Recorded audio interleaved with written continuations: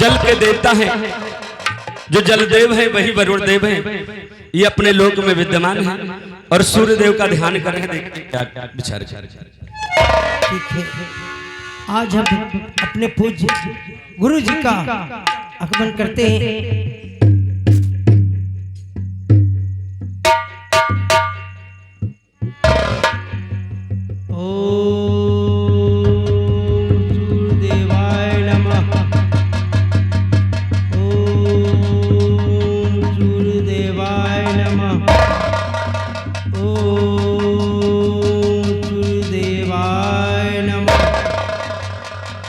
कहो भक्त, तुमने मुझे क्यों याद किया? और आइए भक्तों, वरुण देव की पुकार पर सूर्यदेव अपने हाथों में एक अद्भुत बालक या किसी बच्चे को लेकर वरुण देव के पास पहुंचते हैं। फिर देखिए क्या वार्ता होती है दोनों में। गुरु जी धन्य हो, धन्य हो, धन्य हूं मैं जो आपके दर्शन हुए। कल्याण हो, कल्याण हो, कल्याण हो। कहो वरुण देव। हुआ आगमन क्यों गुरु जी तुम्हारा?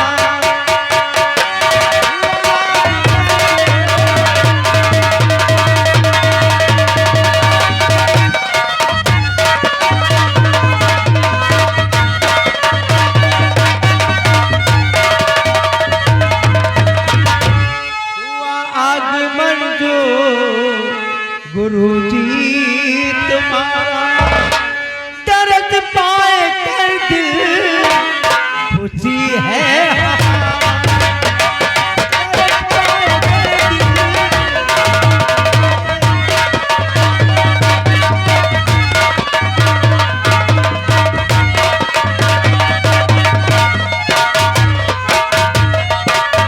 फूला समाता तरस पाए, न फूला समाता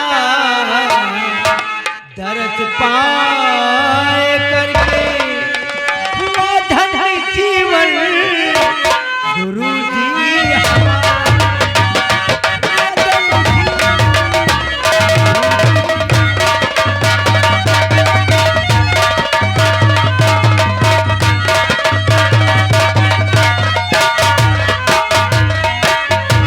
वरुण देव, मैं तुमसे बताने चाहता हूँ कि मैं किस लिए आया हूँ यहाँ पर। बोलिए गुरु जी। और बताता हूँ मैं हाल सारा अभी मैं।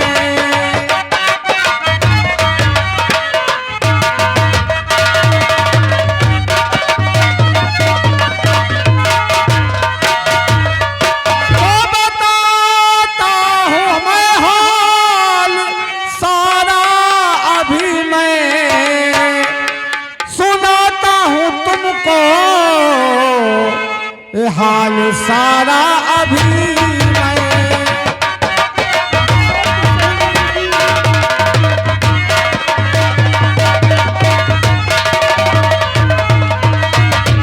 अपने योग से मैंने एक कन्या को पैदा किया। इस कन्या को आपके सुपुर्द मैं करता हूँ। अब यही हाल तुमसे सुनाता हूँ सारा, यही हाल तुमको सुनाता हूँ।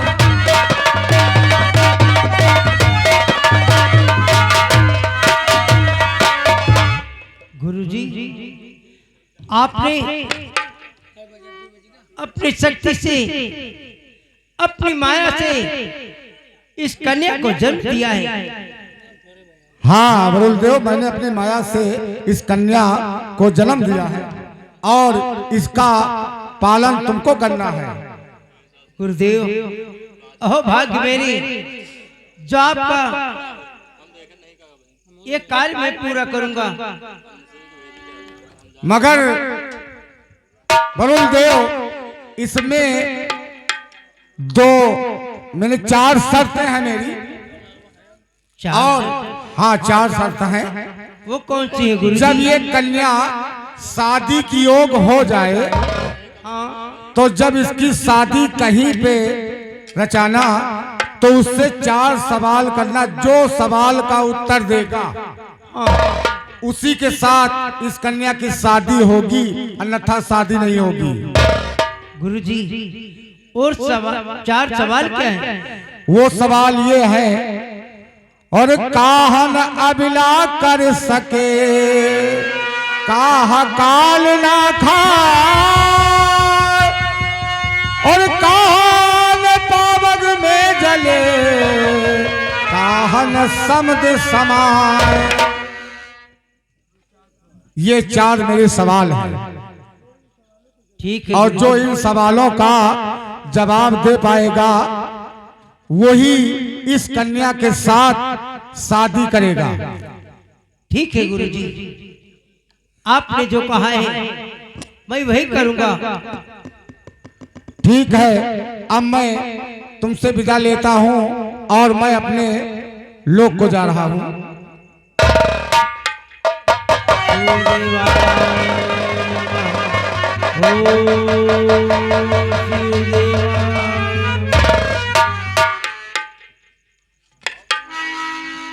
हमारे गुरुजी सूर्यदेव ने इस कन्या को दे दिया है मुझे इसका पालन पोषण करने के लिए, लेकिन मैं वरुण देव जल के देवता, मैं जल में रहता हूँ और इस कन्या का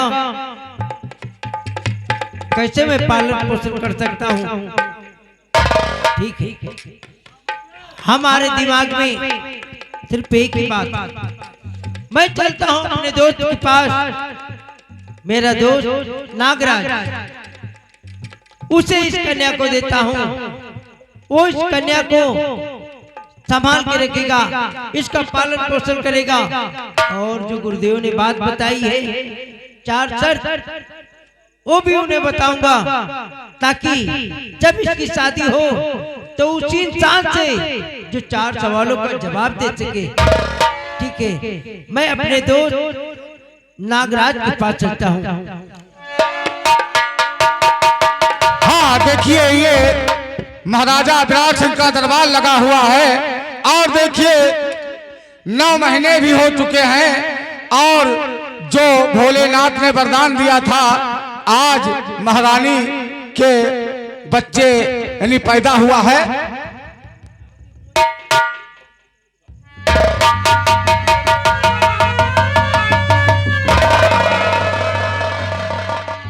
महामंत्री जी महाराज, आज प्रभु को वरदान दिए हुए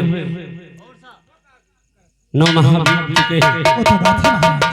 अब वो पल आने ही वाला है हमारी जिंदगी में, जब हम इन आंखों से अपने भावी राजकुमार, अपने भावी वंशज का दर्शन करूंगा। और ये सोचकर मेरा मन प्रसन्न भी हो रहा है और व्याकुल भी हो रहा है। ये खुशी कब मेरी आंखों के सामने आएगी, ये सोचकर मैं घबरा भी जाता हूं।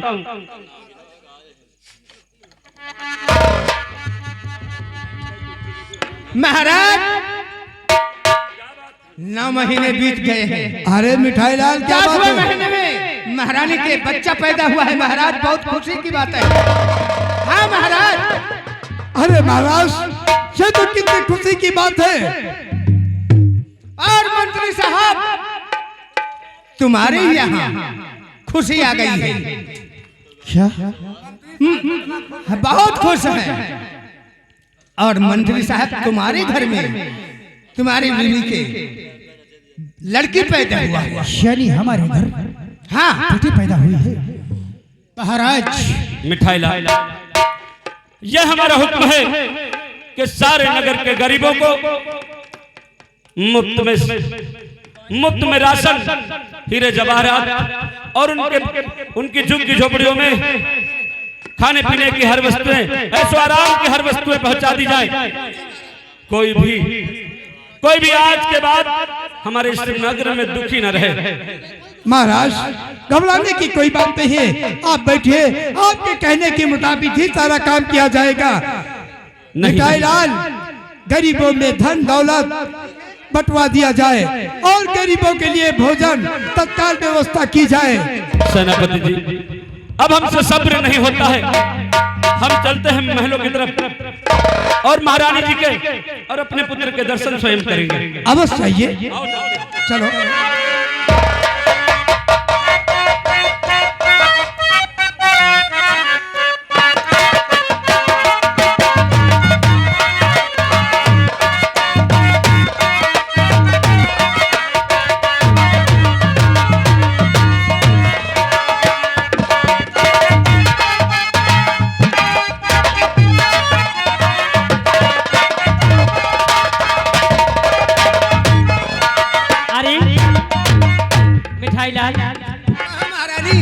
देखो आज भगवान ने मेरी सुन ली, एक बच्चा मेरी गोदी में आ गया। हाँ महारानी, भगवान आज आपके ऊपर खुश हो गए। क्यों नहीं?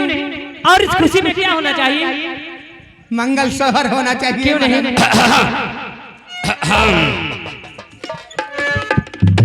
अरे भाई, अब हम आए हैं, दासियों से कहो कि दरवाजा खोले। ए दासी, दरवाजा खोल दो, महाराज आए थे।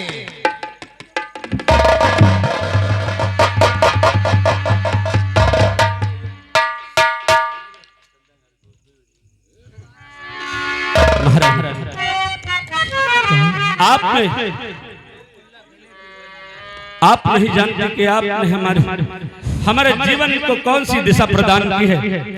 आज आपने मुझे वो खुशी दी है जिसका हम इतने वर्षों से इंतजार कर रहे थे।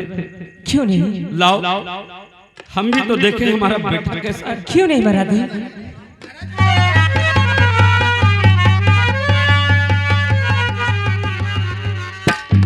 बहुत देर कर दी तुमने आने में, तुमने हमारे जीवन को खुशहाल बनाने में बहुत देर कर दी, लेकिन देर से आए दुरुस्त आए। तुम इस मगध रियासत के भावी उत्तराधिकारी हो, हमारे बाद इस रियासत का कार्यभार तुम्हें संभालना। महारानी जी, आज हमारे दरबार के दास दासियों को इतना धन दौलत दे दो कि इन्हें जीवन में कभी किसी चीज की तंगी ना हो। बहुत अच्छी बात है स्वामी। दासी,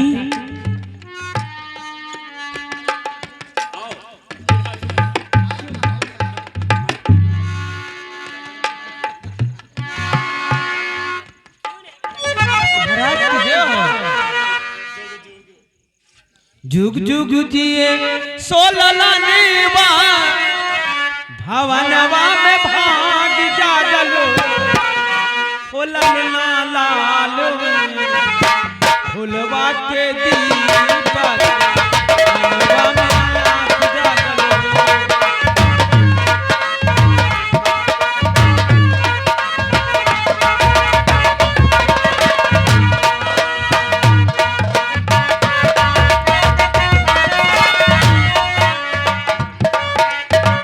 आज के दिन सुहागन रतिया लुहावन, आज के